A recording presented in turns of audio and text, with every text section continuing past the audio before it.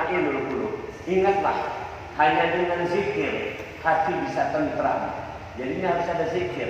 Kita punya wirid, harus punya zikir, benar-benar ini. Maka dalam kaidah orang sufi ada namanya torekot.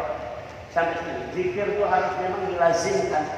Memang zikir itu yang kelihatannya di sini, tapi hakikatnya wala takunu kalladzina nasullaha fa'ansahum anfusahum.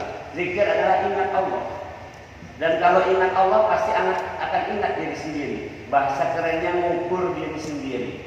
Saya ngukur ini diri sendiri. Sekarang sudah sesuai kata pembawa acara, udah lewat 1 menit saya ngukur. Jadi orang banyak nggak ngukur. Ya, mohon maaf, sekarang banyak nggak ngukur. Maka mohon maaf kalau lihat ada di video saya, ada salah satu video omongan saya begini. Kalau Anda mau bilang menantang saya tentang ilmu COVID ini, Anda profesor dulu, baru bisa ngomong sama saya. Itu bukan apa-apa, saya mengingatkan supaya ngerti. Jadi pembicaraan itu nyambung. Ini yang dimaksud Rasulullah, urusan serahkan pada ahlinya. Kalau enggak, lihat kehancurannya. Jadi seperti itu. Jadi kita ngukur. Zikir itu ngukur. Maka sampai ada istilah man arafa nafsahu faqad arafa rabbahu. Istilahnya begitu. Siapa kenal dirinya akan kenal Tuhannya. Jadi ngukur diri kita.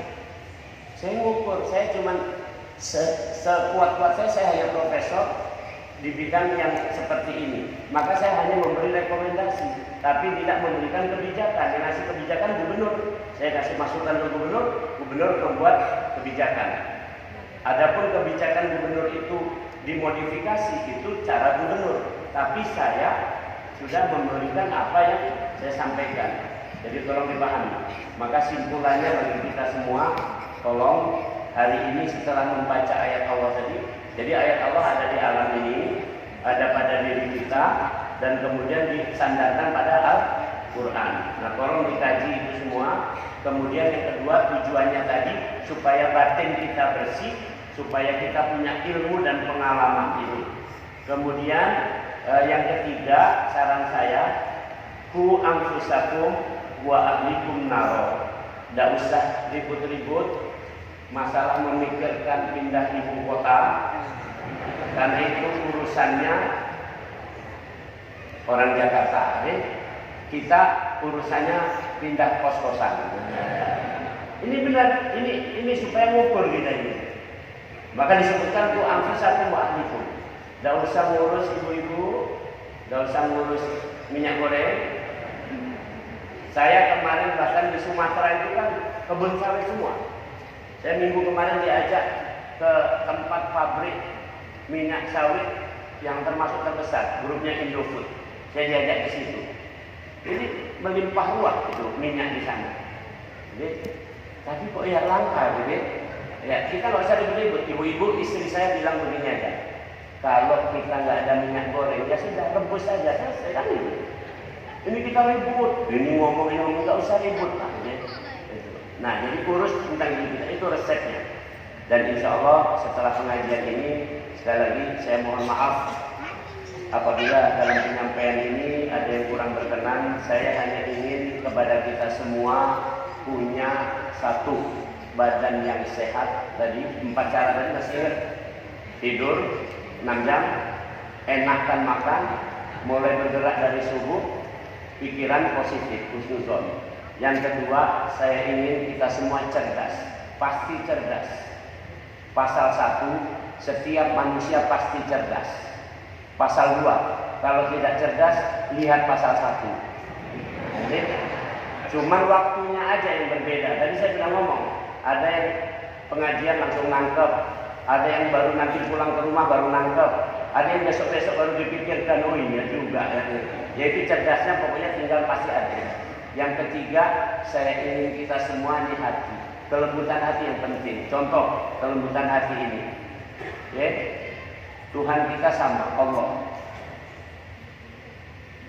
Imam kita, Nabi kita sama Rasulullah Muhammad SAW.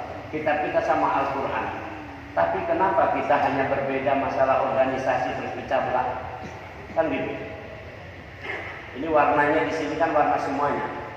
Kalau melihat asal muasal, saya dididik dari pesantren NU. Sampai sekarang saya masih pengurus Majelis Kesehatan NU. Tapi saya juga adalah pendiri Fakultas Kedokteran Muhammadiyah. Ya biasa aja sama. Dan kajian-kajian, bahkan saya kalau untuk PCM PDM itu, kalau ada mau jadi ketua PCM PDM itu, saya diundang untuk training mereka. Ya sama aja. Jadi Prof Yono kan ini juga. Saya kalau pergi ke tempat orang NU saya kunut. Pergi ke tempat orang Muhammadiyah saya tidak kunut. Selesai urusannya. Tapi saya nurut imam. Ini kan ada orang yang aneh berpikir. Saya kunut. Setelah saya kunut, saya kunut. Setelah sholat saya tanya, di belakang tadi ada yang nggak kunut? Ada nih. Saya nggak kunut. Kenapa anda nggak kunut?